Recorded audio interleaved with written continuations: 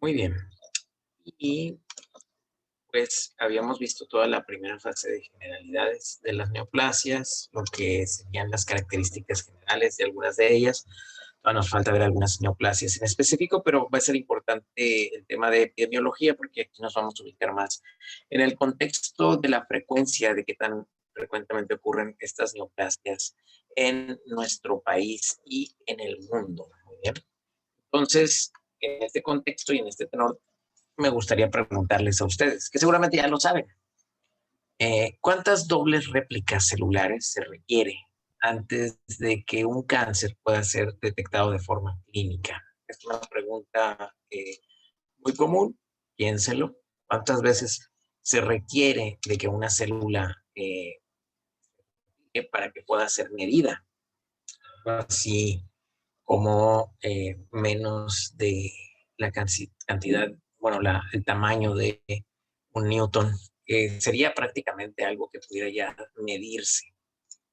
Muy bien, en un número, mientras les platico que probablemente durante la clase tenga que interrumpirla porque estoy esperando una persona y estoy solo en la casa, no es queja, invitación, pero cuando llegue este técnico de la lavadora tendré que interrumpir la clase para abrir la puerta y pero regresaré con ustedes rápidamente.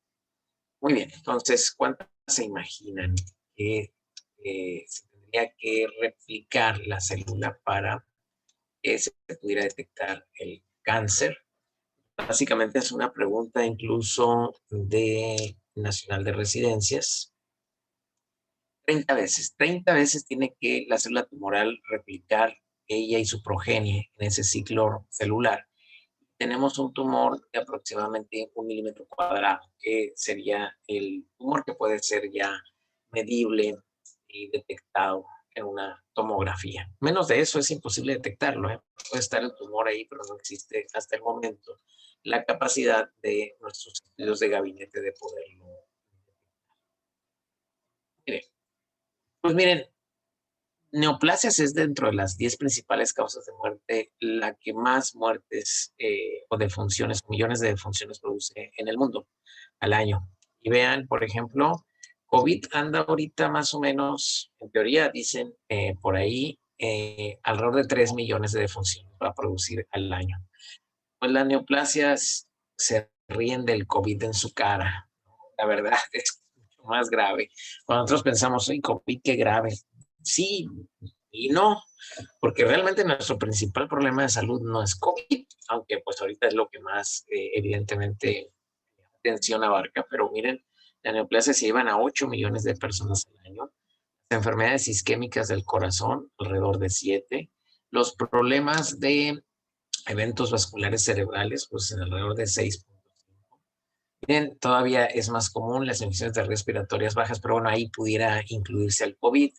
Y más o menos está el COVID ahorita a nivel del EPOC en cuanto a personas, millones de personas van a fallecer, porque todavía, obviamente no acaba este año, todavía no cumplimos, bueno, ya estamos prácticamente al año de haber empezado la pandemia y pudiéramos decir que fueron 3 millones de personas que se llevó en un año.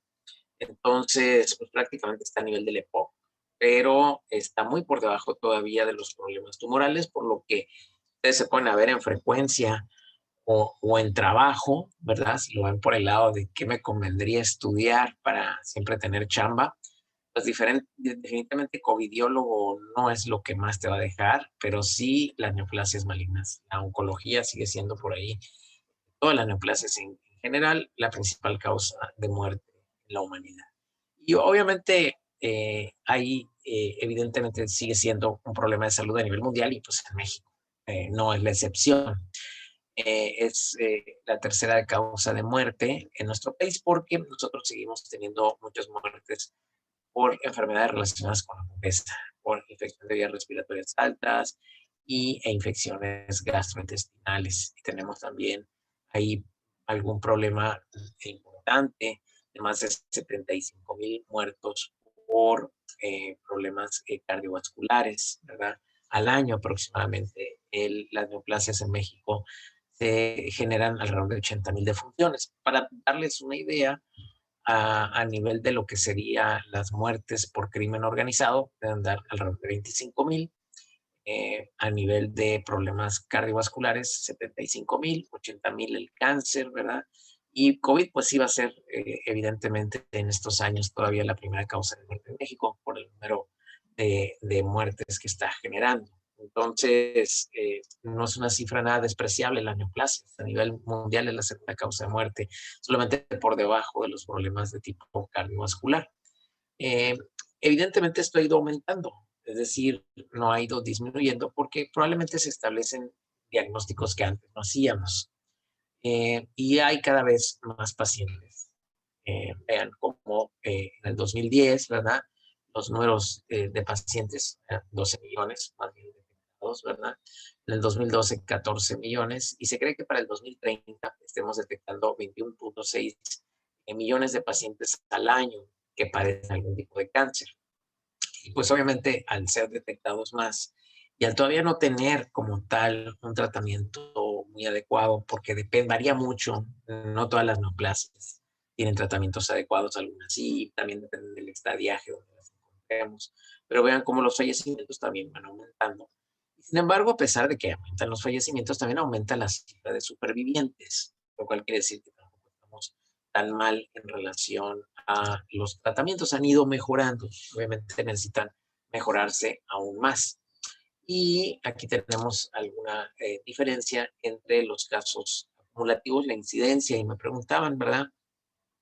En relación al hombre, pues sí, el cáncer de próstata sigue siendo muy importante en el hombre. En mujer, ¿verdad? Evidentemente el cáncer de seno. No nos aparece el cervicuterino a nivel mundial porque en los países desarrollados las mujeres van y se hacen su Papa Nicolau de forma anual.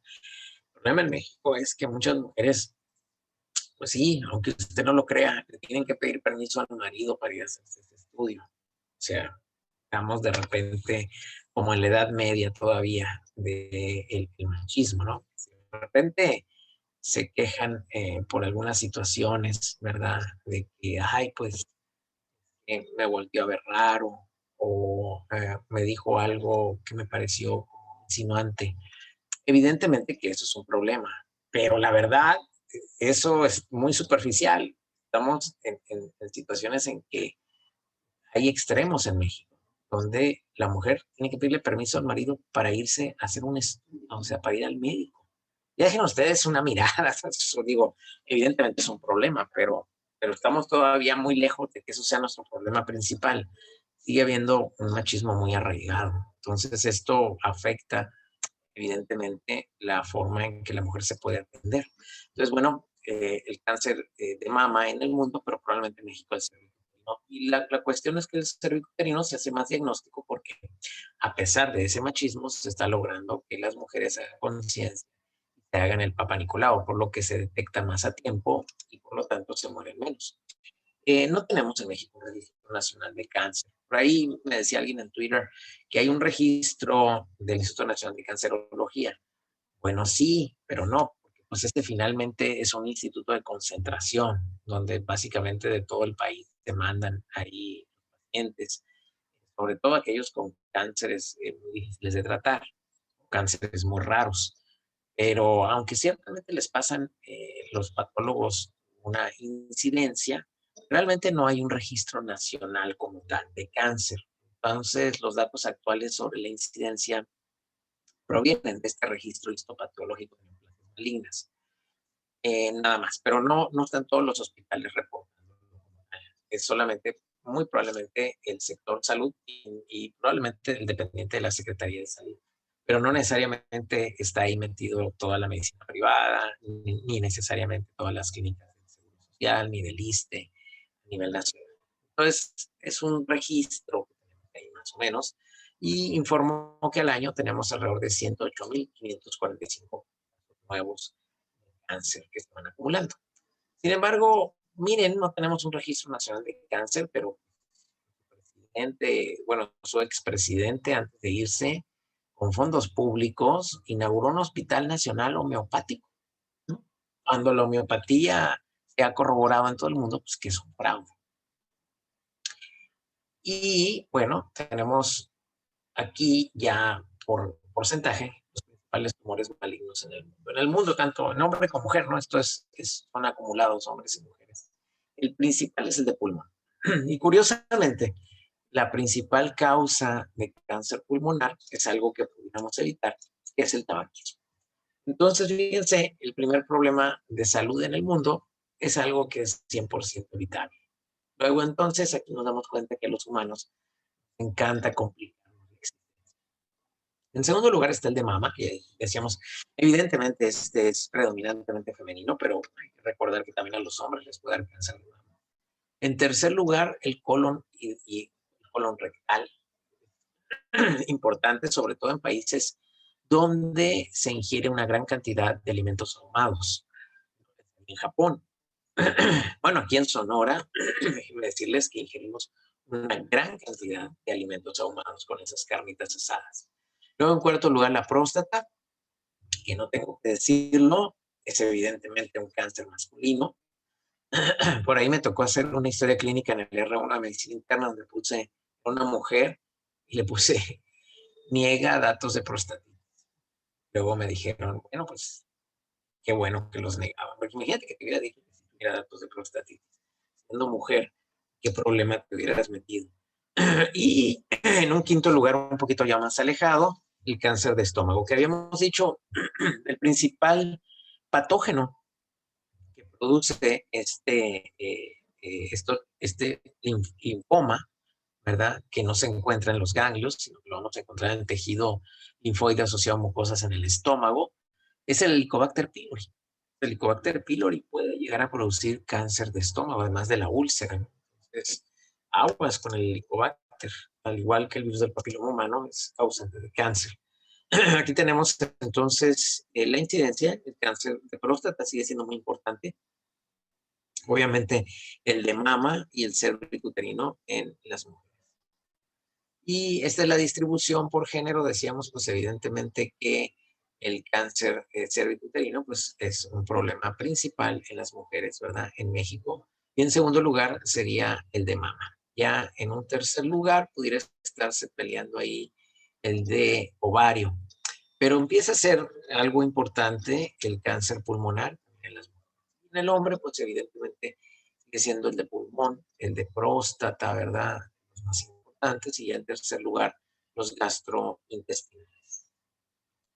Niños y adolescentes, pues las leucemias siguen siendo evidentemente causas importantes de cáncer nacional. No son tan comunes, pero sí los hay. Aquí tenemos los tipos de leucemias que vemos más comúnmente en menores de 1 año, la leucemia linfoide.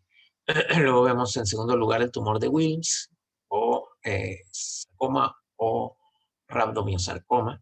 Y en tercer lugar el hepatoblastoma. Luego, conforme van aumentando de edad, vamos a ver ya la aparición de la enfermedad de Hodgkin, ¿verdad? Pero sí, por mucho, la leucemia sigue siendo el cáncer número 1 en niños y en adolescentes, en México y en el mundo. Esos son los casos estimados, ¿verdad? En total de cánceres, si vemos aquí el de mama, ¿verdad? Muy importante, el de próstata, cervicuterino. Entonces, en las mujeres sigue siendo la mortalidad por cáncer un problema de salud muy importante. En el hombre, pues tenemos el de próstata y el de pulmón, que los podemos sumar. Y en ambos, ¿verdad? Tanto en mujeres como en hombres, pues tenemos en un tercer lugar ya el colon rectal, más o menos así. Algo muy parecido a la distribución a nivel mundial. Evidentemente esto va a ir aumentando, se estima que se van a ir registrando cada vez más nuevos personas que se diagnostican cáncer. Esto es porque cada vez se hacen escrutinios de forma más temprana, pero también porque aumenta la población. Y al aumentar la población, pues hay más gente expuesta al cáncer, pero sobre todo porque está aumentando la expectativa de vida. Y entre más tiempo vivimos, nuestras células se replican más y hay más posibilidades de que algunas células se equivoquen y genere una neoplasia. Entonces, mientras la expectativa de vida aumente, el número de pacientes con cáncer va a ir aumentando a la par. Algo definitivo. Y ven aquí las causas, ¿verdad?, de mortalidad en México. Aquí está lo que es las neoplasias. Vean cómo ha ido poco a poco con el pasar de los años, conforme aumenta un mayor aumento de la expectativa de vida en México, pues la neoplasia se va colocando en el tiempo como primera causa de muerte en México. Segundo, pues ya tendríamos ahí problemas de diabetes, si le ponemos esta línea. Tenemos también como las infecciones, que eran la principal causa de muerte en México, las diarreas, pues han ido disminuyendo, vean cómo ha ido disminuyendo de forma importante. También las muertes perinatales, por el control perinatal. De repente hay temporadas en que se vuelven a elevar. Y bueno, los accidentes o las muertes violentas pues, se mantienen siempre ahí en un interesante tercer lugar. Como perfil de mortalidad, pues el cáncer no se le ve que vaya a disminuir en el corto plazo. Y evidentemente favorezca el aumento de la expectativa de vida, pues va a generar que cada vez tengamos más. Evidentemente esto hace una presión en el presupuesto, porque pues el presupuesto sigue siendo el mismo y sin embargo la población envejece más y aparecen más problemas de cáncer que hay que tener lana para. Pero fíjense, a pesar de que si ese es un problema de salud, pues no existe un plan nacional para el control del cáncer, ¿no? O sea, tenemos nuestra constitución moral, eso sí, esto era muy importante, pero un plan nacional para prevenir el cáncer. No. En fin, hay varios factores de riesgo que potencialmente son modificables. Miren, el cáncer básicamente lo podemos dividir en tres grandes grupos. O es producido por químicos, o es producido por infecciones virales, que es lo mismo, las infecciones virales crónicas producen cáncer, o es producido por situaciones físicas. Situaciones físicas como las radiaciones solares o la radiación directamente que se expone a alguien que trabaja a lo mejor en una empresa, en una planta nuclear, o más sencillo, que trabaja como técnico de rayos X o radiólogo. Entonces, esas son como las tres causas, no hay más. Y si yo les preguntara cuál piensan ustedes de esas tres, químicos, físicos, que son radiaciones, o infecciones, ¿cuál es lo que más comúnmente produce cáncer de esas tres? ¿Cuál es la que ustedes creen? Bueno, ahí tienen la dieta, tienen la lista, ¿eh? ¿Cuál de esas tres piensan que es la que más comúnmente pudiera producir neoplasias? ¿Infecciones por virus, químicos o radiaciones?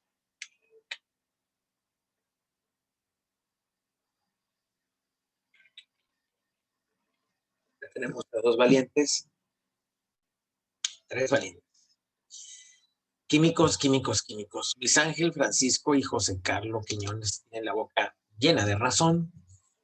El chat lleno de razón, así es.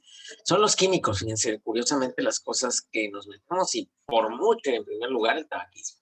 Entonces, que puede ser pues voluntario, ya no se usa en los años 50, por eso el vapeo, ¿no? O la exposición involuntaria al humo del tabaco, porque a lo mejor tú no fumas, pero fuman en tu casa.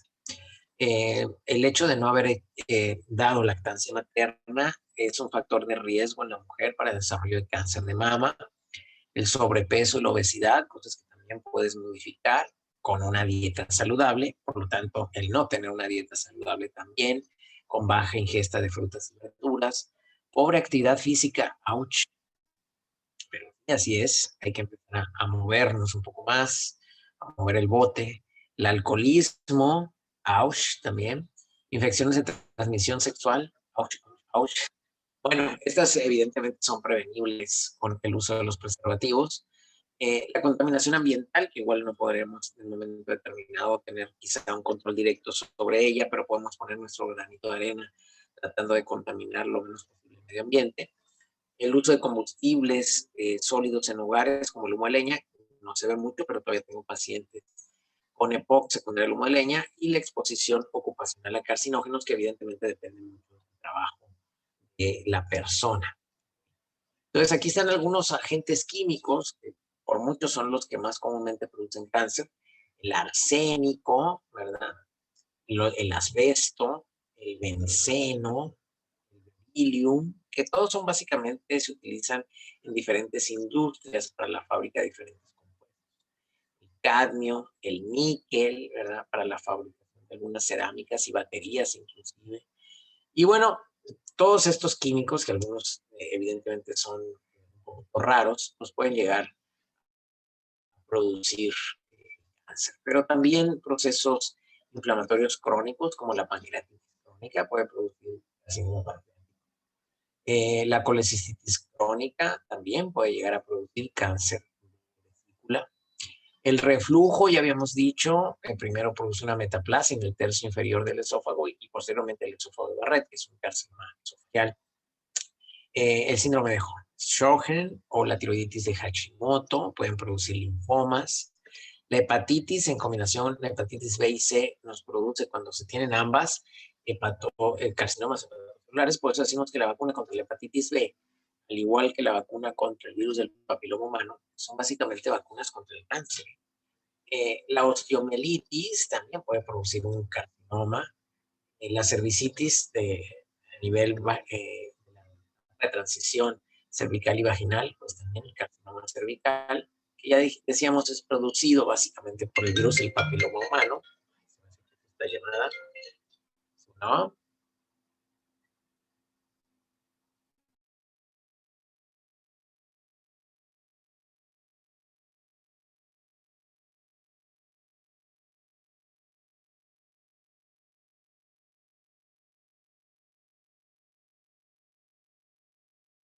Muy bien, no era todavía el paciente, digo, no era todavía el técnico de la lavadora. Ok, entonces la infección por el virus del papiloma humano ha ido, pues, no que ha ido aumentando, pudiéramos decir que sí, evidentemente, pero se ha detectado más rápidamente las infecciones por el virus del papiloma humano. Lo que ha disminuido mucho es la mortalidad. Eso ha sido importante, en gran parte porque se hace el diagnóstico más temprano, pero también, evidentemente, por la vacuna, por el Gardasil.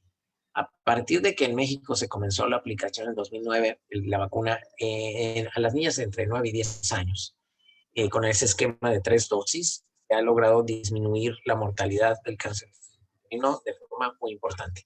Evidentemente que lo ideal sería aplicarlo también en niños, ¿verdad? Porque pues aunque ellos son los portadores, pues posteriormente pueden transmitirlo. Sin embargo, pues evidentemente que no hay suficiente dinero, se escogen grupos etarios. 9 de cada 10 casos de cáncer de mama son detectados por los propios síntomas de la mujer. Entonces, pues, evidentemente ya cuando lo detecta, esto está muy avanzado. De ahí la importancia de enseñar a sus pacientes a la autoexploración.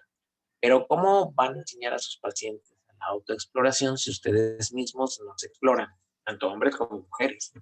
Entonces, es muy importante aprender la exploración de la glándula mamaria para que después puedan enseñarle a sus pacientes a hacerlo y poder llevar a cabo un diagnóstico mucho más temprano, y no cuando de plano ya hay un abultamiento o datos ya de evidente infiltración del cáncer.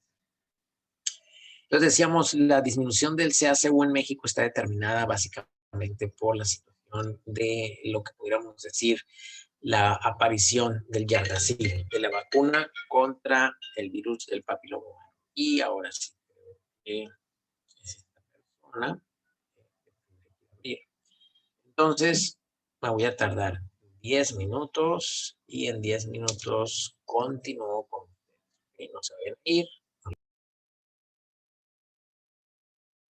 no le vayan a cambiar de canal. Si decíamos el cáncer cervicuterino, pues sigue siendo muy importante el tratamiento que hay preventivo en México gracias a la vacuna del Gardasil, que como les decía, tendría que aplicársela también los niños. Y bueno, aquí más o menos es la incidencia a nivel mundial, ¿no? Evidentemente no es a nivel de México, pero a nivel mundial de los cánceres tanto en hombres como en mujer. Ese es un porcentaje de incidencia y el otro es el porcentaje de muertes como tal. Si se fijan, por mucho en hombres, lo más común es que tengan cáncer de próstata. Ese es el cáncer más común. Pero la principal causa de muerte por cáncer no es el de próstata, es el de pulmón. En mujeres, pues lo más común, ¿verdad? En mujeres sería lo que sería el cáncer de seno. Decíamos, en México sigue siendo todavía desafortunadamente el cáncer cervicuterino, ¿verdad? Algo muy importante. Se fijan, en todo el mundo a nivel mundial, en mujer ya no es tan importante, sin embargo, todavía está aquí el cáncer de mama, pero como causa de muerte en las mujeres a nivel mundial, también el pulmón. Por eso el cáncer pulmonar, tanto en hombres como mujeres, es tan importante, tanto en incidencia como causa de muerte. Por ahí nos decía algún compañero, preguntaba un compañero de ustedes el día de ayer que qué pronóstico tenía el linfoma, si tenía buen pronóstico el linfoma de Hodgkin o el de no Hodgkin. Ahorita vamos a ver. Habitualmente el linfoma de Hodgkin tiene mejor pronóstico que el linfoma de no Hodgkin. En general, el linfoma de no Hodgkin pues es más diseminado, por así decirlo, tiene una afectación extraganglionar muy habitual. Y el linfoma de Hodgkin puede tener también una afección extraganglionar, pero es menos frecuente. Casi todos los linfomas de Hodgkin, no Hodgkin, perdón, van a leucemizar. En cambio, el linfoma de Hodgkin en general no hace leucemia. Y esto a lo que me refiero es que al ser linfoma, el tumor se genera en los ganglios linfáticos, ¿ok? Por eso es linfoma. Pero puede ir y hacer metástasis a la médula ósea. Y ahí en la médula ósea afectar las células y empezar a generar leucemia, ¿ok? Entonces, el linfoma de Hodgkin finalmente no hace eso y el linfoma no Hodgkin sí, por eso el pronóstico. Los principales tumores del sistema inmunológico van a ser los linfomas, el mieloma múltiple, eh, que, que pues a final de cuentas podríamos decir, no podemos decir que es un linfoma, pero es un tumor de linfocitos B. ¿Okay? Lo que pasa es que esa degeneración o la alteración puede ocurrir en la médula ósea y a partir de ahí los linfocitos B, algún linfocito B alterarse. Eh, no es un linfoma, pues se llama mieloma múltiple. Su característica principal son las lesiones osteolíticas que producen y la lesión principal sería las lesiones osteolíticas en este abocado, que lo podremos ver en la radiografía de cráneo. Todas estas linfomas en general producen síndromes paraneoplásicos, que son síntomas característicos de una diseminación neoplásica, pero no hay que confundirlos con los síndromes mielodisplásicos, que ahorita vamos a ver a continuación. Y por último, el timoma. Cuando un linfocito sufre una transformación maligna en la médula ósea, entonces esto se conoce como leucemia. Pero si la mutación ocurre cuando el linfocito ya está en los ganglios linfáticos, nódulos linfáticos, entonces se denomina linfoma. Esa sería la diferencia entre una leucemia y un linfoma. ¿Okay? Ambas son de leucocitos, pero no ocurren en el mismo lugar. El de Hodgkin fue descrito en 1939 por el doctor Thomas Hodgkin, en inglés, y desde entonces se han detectado más de 40 subtipos, ¿verdad?, de células que pueden presentar linfoma Hodgkin. Los linfomas básicamente se clasifican hoy en día, ¿verdad?, como linfoma de Hodgkin y linfoma de no Hodgkin. Pero no son todos los tumores como vimos, del sistema inmunológico. También hay timomas, también hay mieloma múltiple. Ambos, clínicamente, no hay mucha forma en que como que lo puedan ustedes diferenciar. Es decir, no hay una forma que clínicamente puedan decir, este paciente lo más seguro es que tenga un linfoma de Hodgkin o bueno, Hodgkin. Incluso ni con estudios de gabinete se requiere la biopsia para saberlo bien. El linfoma no Hodgkin, curiosamente, es el que tiene más mal pronóstico, es más común y tiene diferentes subtipos. Aunque en general se dice que el pronóstico es más malo, los subtipos del linfoma no Hodgkin, vamos a ver que hay algunos, por ejemplo, linfoma de células B, no Hodgkin, muy agresivo. Y luego tenemos el linfoma folicular, que aunque es un cáncer, al final de cuentas, el paciente puede vivir muchos años con ese cáncer maligno, con esa malignidad, sin que se muera. De hecho, puede a veces morir de otra cosa y no del linfoma folicular.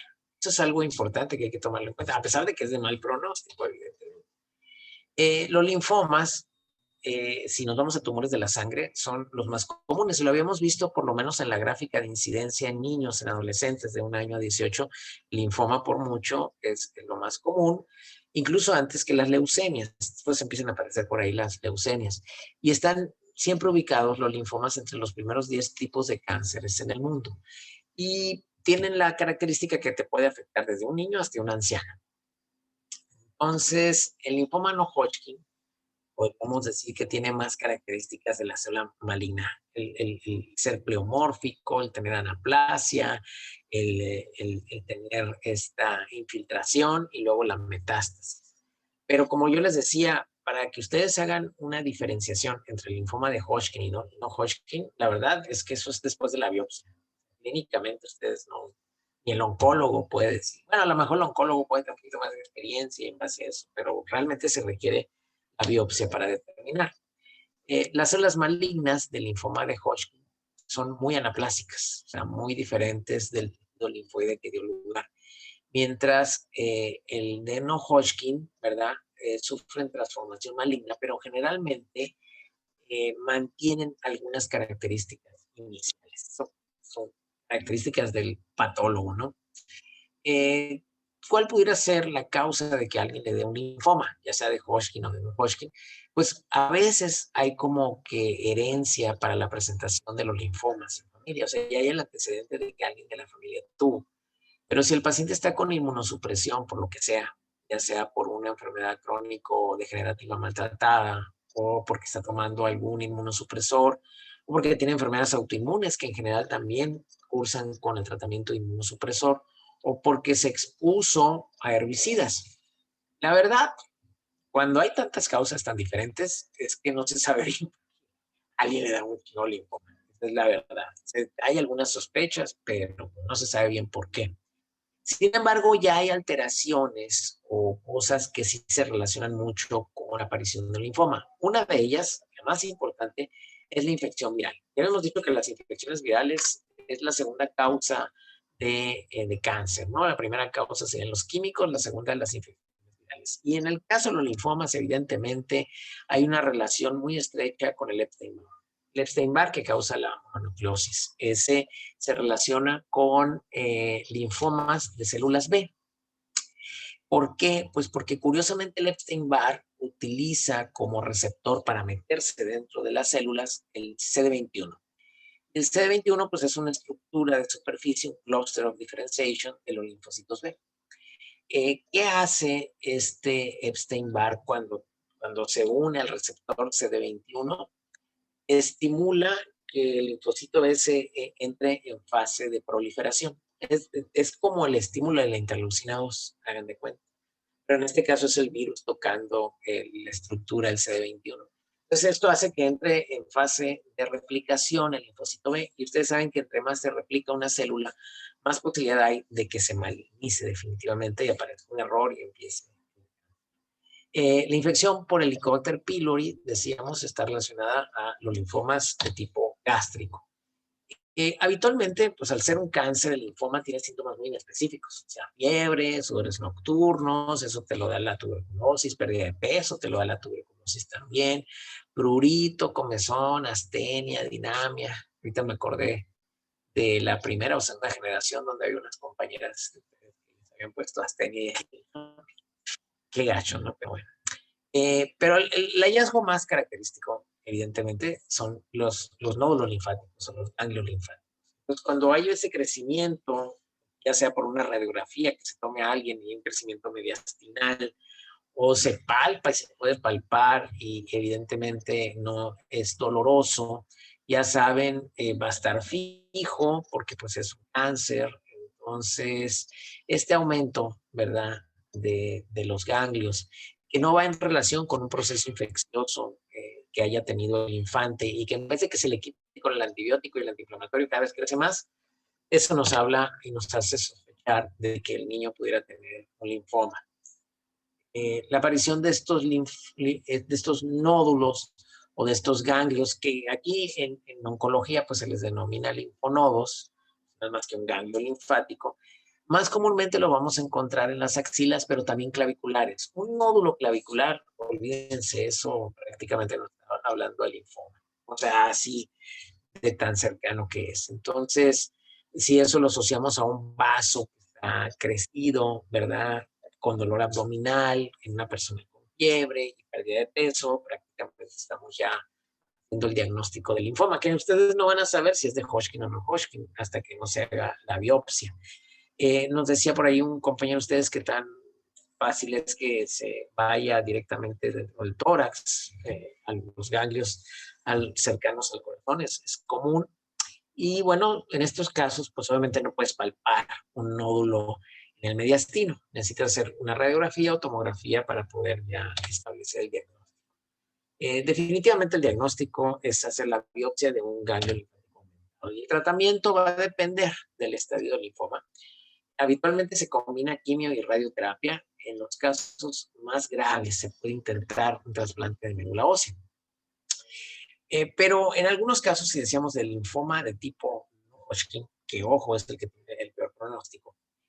Sin embargo, la evolución es tan lenta que si tú haces un diagnóstico de linfoma no Hodgkin en un viejito de 80 años, la verdad es que lo vas a matar con la quimio y la radioterapia, que si mejor no haces nada y te quedas nomás esperando, porque a veces algunos subtipos, sobre todo los que no son de células B, son muy lentos en su evolución y pues, realmente solamente se inicia la terapia si el paciente empieza a tener síntomas de compresión. Obviamente, como cualquier neoplasia, el linfoma Hodgkin o no Hodgkin, si se hace el diagnóstico temprano, pues va a tener evidentemente una mejor probabilidad de éxito.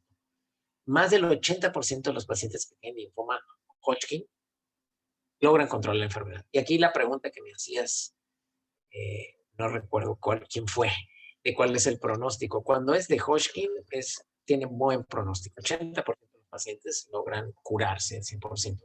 El de no Hodgkin, pues ahí sí me tendrías que decir qué tipo es, porque el de células B tiene mal pronóstico. Los indolentes de bajo grado crecen muy lentamente.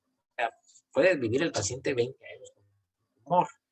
Y la verdad es que nunca se van a curar por completo. Entonces, si decíamos, si es muy viejito, tiene un tumor no Hodgkin, no células B, que no es agresivo, pues probablemente no haya que hacerle más a ese paciente. Pero los que son muy agresivos, de hecho, si no se trata al tiempo, son mortales. Curiosamente, los que son muy agresivos, fíjense bien, paradójicamente, tienen más posibilidades de éxito de curar. Como tiene una replicación alta a nivel celular, la quimioterapia les funciona. Aquí están los linfomas de Hodgkin, no Hodgkin, perdón, indolentes, que son los de bajo grado, como el linfoma folicular, el difuso de células pequeñas, MAL, linfoma de linfocitos pequeños y la macroglobulinemia de Waldenström, que evidentemente da una gran cantidad de inmunoglobulinas de tipo IgM. No es necesario que aprendan los subtipos. Creo que probablemente los tengan que aprender cuando lleven oncología, pero bueno, aquí nomás se los estoy mencionando para que sepan que existen. Los no Hodgkin, que sí son muy agresivos, como son casi todos, siempre tienen que ver la célula B. Linfoma difuso de células B grandes, linfoma de células del manto, linfoblástico, el primario mediastinal de células B y el linfoma de Burkitt. Por eso son muy agresivos. La característica de los linfomas no Hodgkin agresivos, que son estos. Y estas células están aquí, ¿verdad? Son las células externas. Las de red externa son células gigantes, malignas, ¿verdad?